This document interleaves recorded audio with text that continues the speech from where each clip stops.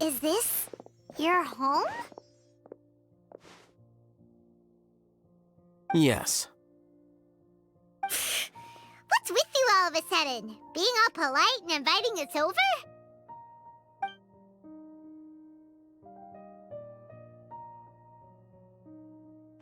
Ah, you're back. Quick, come help me see if this painting's all straightened.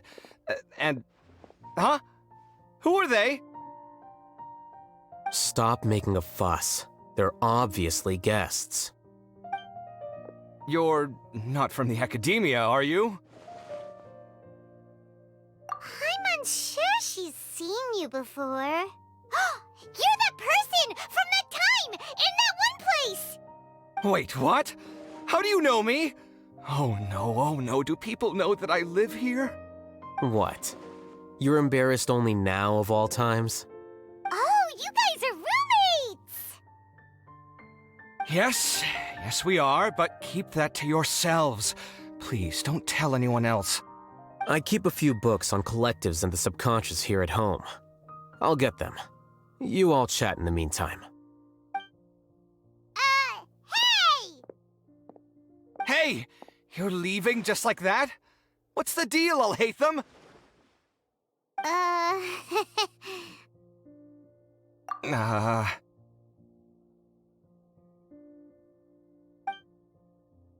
Sorry, I know we've only just met, but I have to ask. Are you, you wouldn't happen to be actors that Alhaitham hired to pretend to be his friends, would you? What? Guess not. I've never seen him invite friends home before, so please excuse my surprise. You guys get it, right? You know, with his temperament and stuff. But aren't you his friend? I wouldn't say friends exactly. Okay, well, we used to be, but we're not anymore. Huh? Don't worry about it. My name is Kaveh. I'm sorry to have met you under these circumstances. Anyway, please don't say anything about me living here. You seem like you got a lot going on. So maybe Samora will make Paimon shut up. Are you serious? How could you? Ah, of course. You're Alhaitham's friends. What? That was a normal response. You exposed your own weakness. Still, why do you have to treat me like he does? Judging by the deafening din coming from the living room, you all must be getting along quite well. Entertain your own friends, why don't you? I'll leave the books here.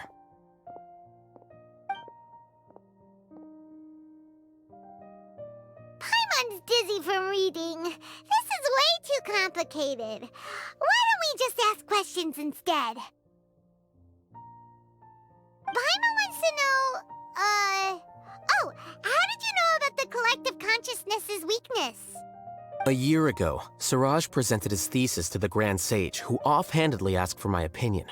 I actually responded with 2 lines of reasoning. The first, as I've already said, was that his research was on human evolution, a subject prohibited by the academia. The second was that I thought the direction of his research was too extreme, but his approach too conservative. Wait, that's too conservative? He built such a large lab, gathered all those people, and even tried to get rid of you! One way to stabilize a collective consciousness is to remove the test subject's humanity altogether. The optimal solution to achieve collective consciousness is to focus solely on the overmind and treat the other test subjects as tools. That's way too dangerous. You're not seriously considering that, are you? 'Cause, whew. I'm merely stating the facts. If Siraj had done that, I would have felt his work to be just as senseless. It's impossible for any species to evolve overnight, and humans without their humanity cannot be called humans. That's why the academia prohibited research into human evolution. Most research of this kind tends to run contrary to evolution. Huh.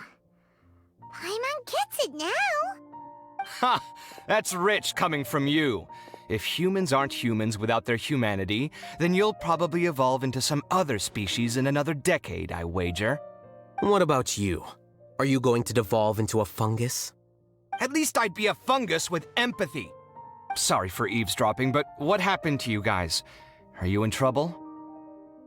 Sort of. We encountered a strange researcher that had it out for us.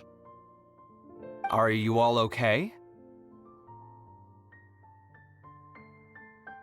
Huh. So that's how things went. Such is life. If only he'd known, Alhaitham could have stayed indoors today, and the whole thing could have been avoided, right? Plus, he could have helped me with the housework for once. See those books? They've been sitting there waiting for someone to sort through them for an age. If you're not gonna read them, tidy them away. They don't belong there.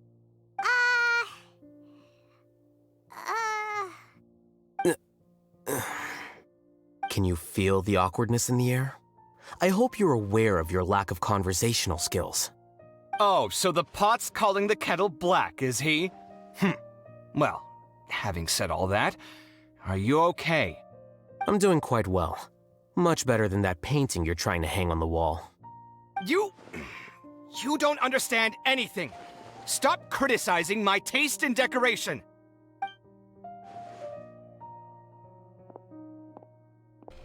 The name Siraj doesn't ring a bell. Was he in your class? He isn't someone who would leave an impression, so it's expected that you don't remember him. I've always had a hard time appreciating the way that the academia pressures people by labeling them as geniuses. But even so, the academia can't be left to you. Or perhaps I should say that I'm delighted to see that you have a base amount of self-awareness. If the people in the academia haven't gone mad, they'd know that I'm much more suited to be a sage than you. And I suppose they'd let everyone know that your career as a sage will be as shaky as that painting. Again, that's mighty rich coming from someone about to resign. In a few days, you'll be managing files again. You'll be back at rock bottom. But my salary will likely stay the same. Wait, what? How come? Why do you get special treatment? At least I don't have to be an architectural designer who works himself to death just to get a smile from his client. You...